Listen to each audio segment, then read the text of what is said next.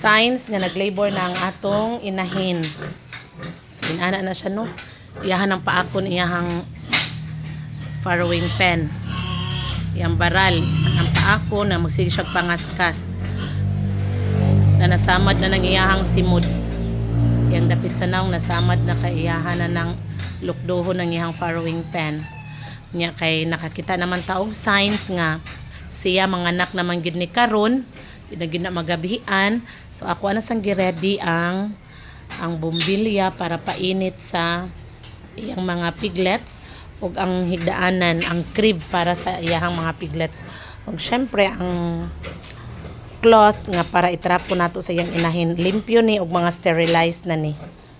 Ako ang mga panapton nga gamiton para sa iyang pagpanganak.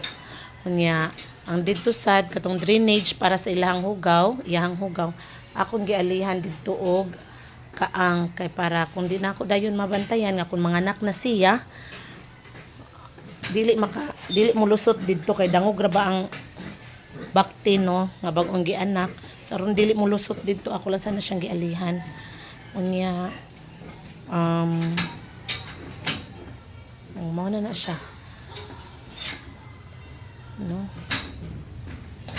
puhon kini siya mag 2 months sa diyang tiyan ug tayo nagtuwad sa dito sa Daplin magtulo na sa tukabuan iyang tiyan.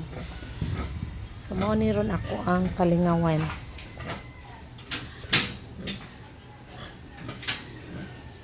So mao ni ang signs nga manganak na ang atoang baboy.